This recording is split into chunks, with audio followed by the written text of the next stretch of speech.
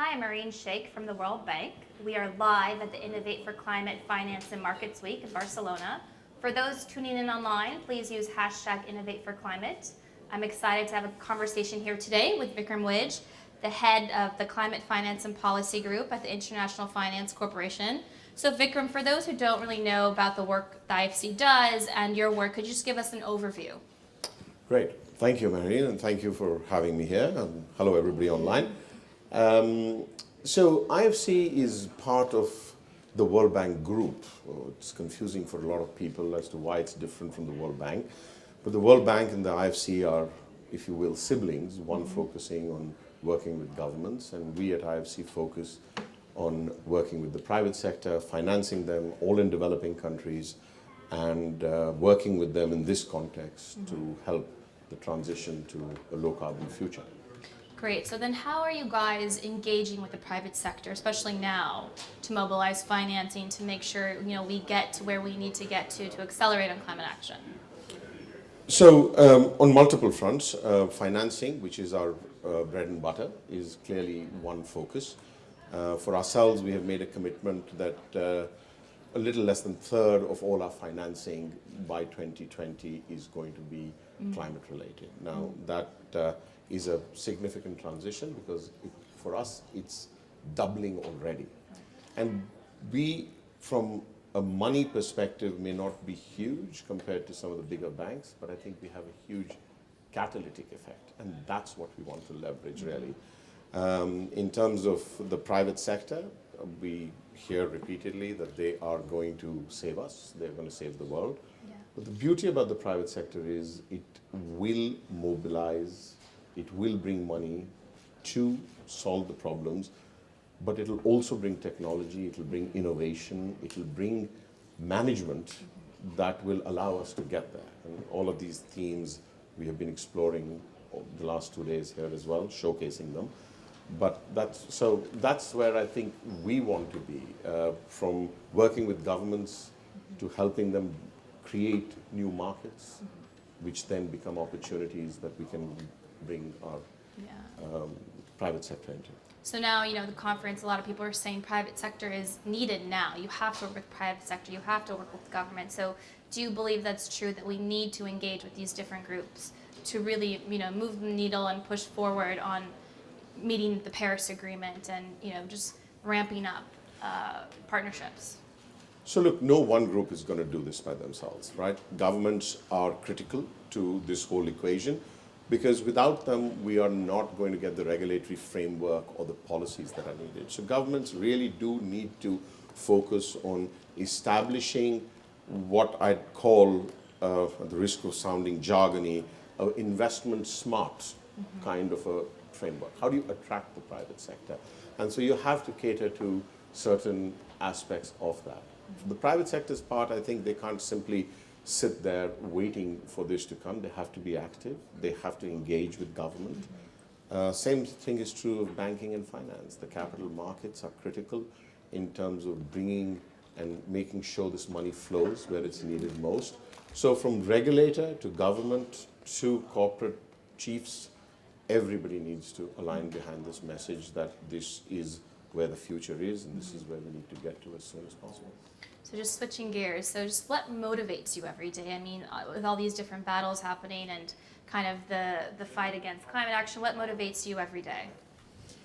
So I already have an enviable job, I think. I get to work on all these really fun issues. But I'll be also honest, after a while, going to all the capitals in Europe, trying to convince governments to give us some money so we can help governments in emerging markets to do better or to address risks gets surprising. Okay, Barcelona is fantastic, but it does get tiring sometimes. But the point there is what keeps me going. I've been doing this for 23 years now. And the reason I think I will continue doing this till I retire is because in October last year, we issued something called a forest bond. So all it was trying to link capital markets and investors and make them aware of how this is an important way of saving the world's forests. As such, it was done from working with investors, with capital markets, stock exchanges, great. But I happened to visit the project that we were actually trying to benefit in Kenya.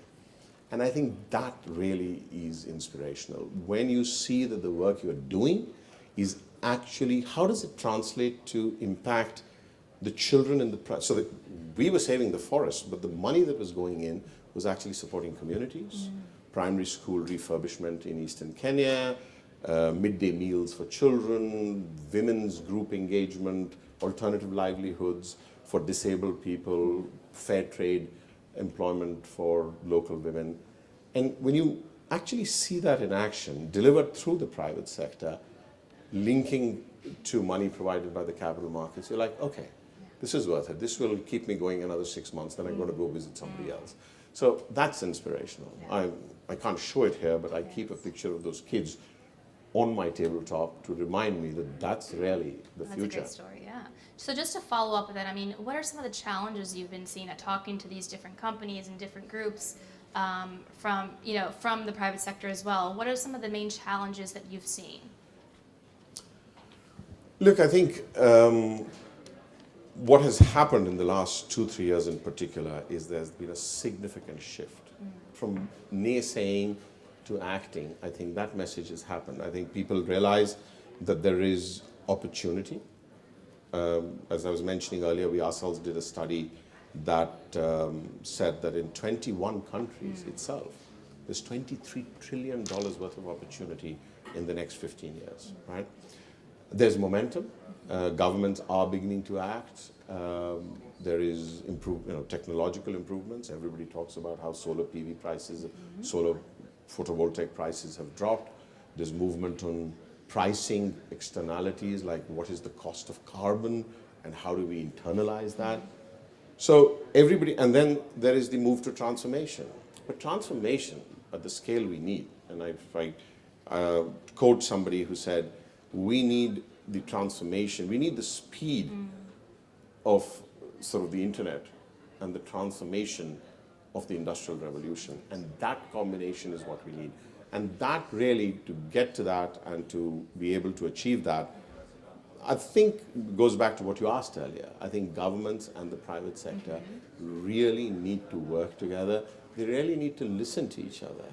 Governments are not the culprit, but the private sector is not the greedy wolf waiting at the door to usurp all the profits. I think what drives the private sector is that they are able to make money. But I think the opportunity in being able to make money while delivering green and low carbon is, I think, where we need to make sure that we get to. And you talked about the technology in that industry. I mean, there's a lot of conversation here, especially on technology and innovation. So how do you see that kind of helping us move and drive towards more innovation? The new technology, especially, we have a session today later on blockchain. So there's a lot of discussion on this now, especially in that industry.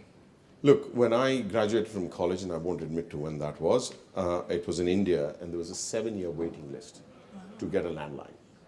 Today, every vegetable vendor with a push cart has a cell phone and is connected, right? I mean, the reason I use that example is the acceleration of technology and the development and deployment is completely without parallel as to what's happened in the last 10 years, and that's not going to change. And I think what's going to drive that is also how we deliver business. Transportation, a nice staid-old business, is completely going to get transformed because the Ubers of the world have demonstrated that mobility doesn't need to stay within the confines of what, say, I grew up with, right? Public transport's going to get redefined. How we live in cities, which many of the developing countries say half of their countries haven't been built yet. So that, I think, is where technology and innovation is going to be key, because we have to think of how we're going to deliver these goods and services in a very, very different way. And the new generation, that's what's beautiful about it all, is they're not constrained by the shackles of how we did it in the past. I think therein lies, I think, the opportunity as well for us to be able to actually innovate and then go to scale with that. Great. Well, thank you so much. We just heard live from Vikram Widge, the head of the Climate Finance and Policy at the International Finance Corporation. So just to close up, what is your one message that you would like to give to the younger generation, especially those tuning in today, listening to you? So what I'd like to say is that I used to think when I started in this business about 25 years ago that it would be my great-grandchildren who would get affected by climate change. I think that's totally changed. And now I tell my 25-year-old son that not only his children, but he is going to see changes in climate. So my only one message is don't wait. Start acting now. You are the future leaders of the planet, and in order to inherit that planet the way you'd like to, start now. If you're starting in the workforce, ask questions of the pension plan that you're contributing. If you're in a corporate or an industry, politely challenge your management in terms of what it is doing in terms of how it can contribute to the whole issue. So, in short, don't wait. Just, act now, act where you are, in communities, in your jobs, in your savings.